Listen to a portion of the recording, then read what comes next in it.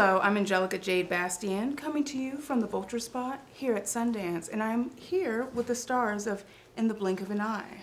So excited to have you guys here. The pleasure is mine. I'm Kate. Hi, nice to meet you. Lovely to meet Lovely you. to meet Lovely, you. just absolutely Gorgeous lovely. handshake. Why don't we start with telling audiences a little bit about the movie for those who haven't seen it yet? It is a film that encapsulates a lot of time, but really it's about love and family and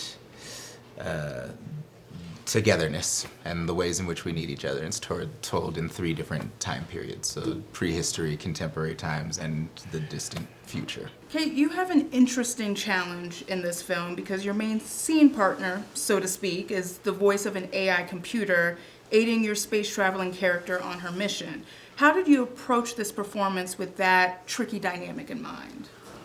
Well, thank you for asking, because it actually was very easy, because the gal who did the voice of Roscoe the robot, this wonderful actress Rona Reese, was on set. And so she was right there. I wasn't looking her in the eye at any point, but she has so much warmth, and the warmth of this robot is warmer than most people. And so it was very easy because she was right there. And that was a joy. I'd never done that before, but easier and more natural than you'd think. Daveed, your storyline is different. It's obviously set in present day. You're in a grad program. You're looking at a beautiful woman played by Rashida Jones and having a love story. Can you tell me how the two of you found rhythm on set with your characters and kind of building their lives together?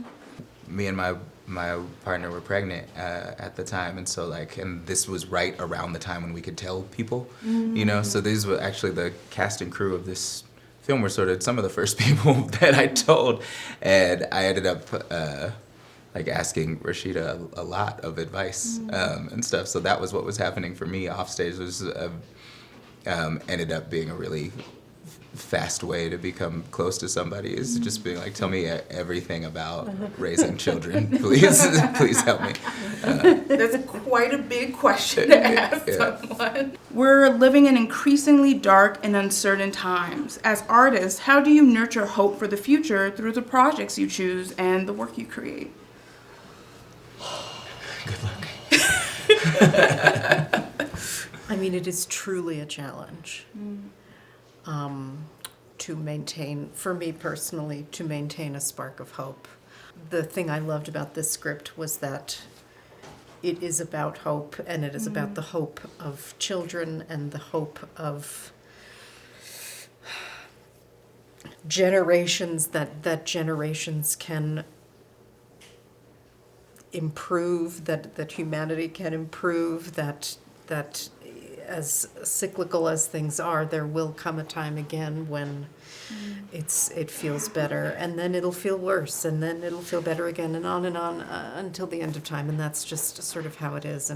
But I love to come across things that are hopeful, and this was certainly one of them. To the degree that you can ever control this, I think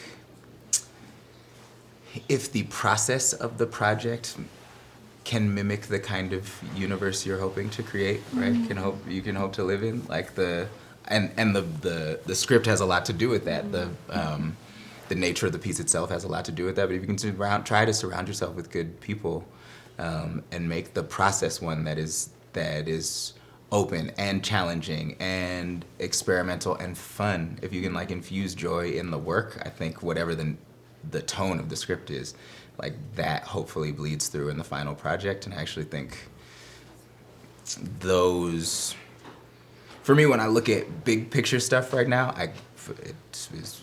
I have a hard time dealing. And so I made this choice when my kid came along that I would shrink my world to kind of his size, my circle of influence. I can listen to other things, but we don't really have the news on in our house and stuff. I try to keep that away from him.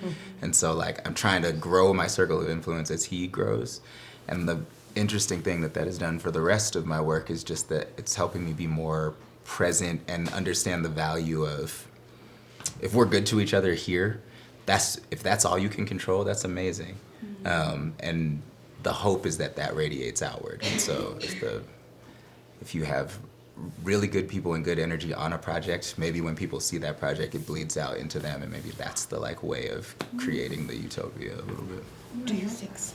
I think so. I don't know. I'm trying it. Hey, we're all trying We and gonna figuring see. it out. That would rock. You bring up something really interesting, which is the sense of play necessary to create. How did you guys on set create a sense of play and childlike joy with the project and with your scene partners? The most amazing thing about getting to be in a movie is that it's like summer camp every time, and you get so close so fast, and you just are sharing this bizarre and very intimate experience, and you fall in love with everyone around you, and it's just so playful. There's something so childlike about it. Like we're doing this thing, but we're doing this thing that we did when we were kids for free, and would do, till our deaths with joy. And there's just something like, there's nothing like it, I do. Yes, that part. She said it all. That's exactly right. I love that. I love that we're ending on a note about joy and hope and, wonder for our species, because we're in a very interesting place right now. But thank you guys.